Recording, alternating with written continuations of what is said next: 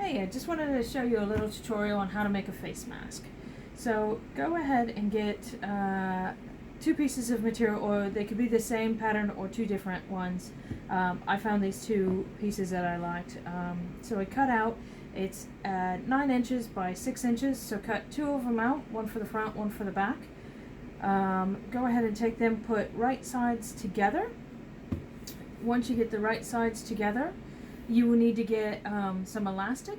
I think it's 1/8 inch, and I think I have 1/4 inch. And go ahead and cut that 6 inches long. So I've already done that. So you put two pieces, right sides together. Go ahead and put the elastic in the corners. So here you go, I can show you. I've done that here, where you go. Just two pieces on top of each other, put the elastic sandwiched in the middle.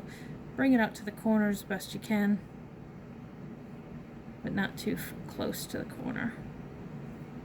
Put that in. And you'll want to do the same on the other side, which I've already done this side. And then just make sure that you pull it back so when you go to sew around it, you don't catch it in the corner. So make sure it's just pushed back in there so you don't sew that in place. And what you're going to want to do is you're going to want to sew around it all the way and leave an opening in the middle.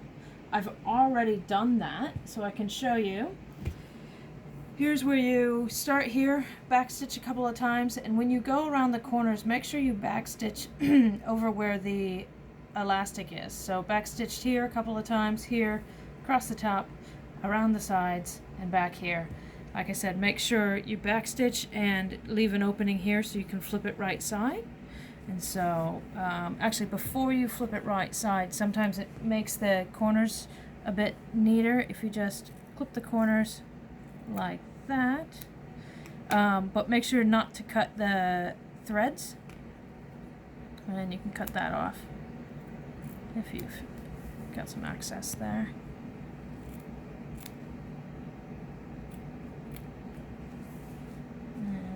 There. And there you go. Then go ahead, flip it right side. And go ahead and make sure you poke the corners out. When you do it, I use a chopstick. And just push that out. Same thing around there. And I've actually already done that, so I have one where I've already flipped it right side and I've ironed it. You don't have to, but it just makes it tidier to work with, especially on this side here where the opening is. If you iron it, it just makes it easier to stitch. Once you get to this point, what you'll want to do is make some pleats in it. So I think they're maybe about a 1/2 inch. So you want to make sure that there's 3 of them in here, so this spacing looks pretty alright.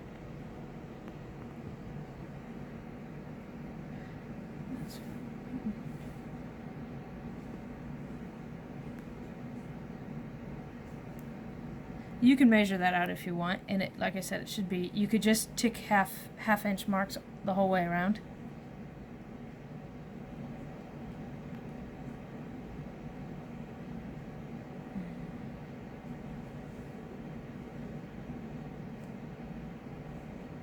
And there you go. And then when you do it on the other side, make sure that it's going in the same direction.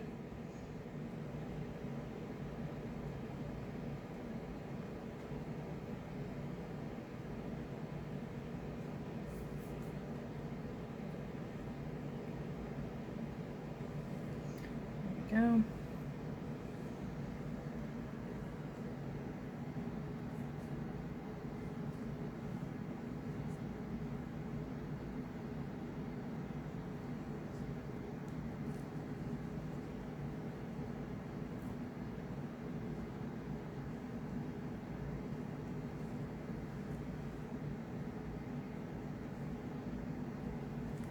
There you go. Then go ahead and stitch around the outside twice. Make sure that, like I said, the opening that you have, that you stitch that into place. Where's that? Yeah, right here. Make sure you stitch that close. I've already finished one. So here, I started here and I went around I backstitched on this a couple of times, went all the way around, backstitched a couple of times here and around, and I just did it twice just to be safe. And so here is kind of what it looks like when you finish. If you think it's too big, too small, you can go ahead and make it a little bit bigger, make it a little bit smaller. Like I said, the beginning pieces are 9 by 6, and this is what it comes out to. And then when you're finished, here it is. Put it on your ears. And there you go. If you find the elastic's too small, you can just tie a knot in it, or you can just make that shorter.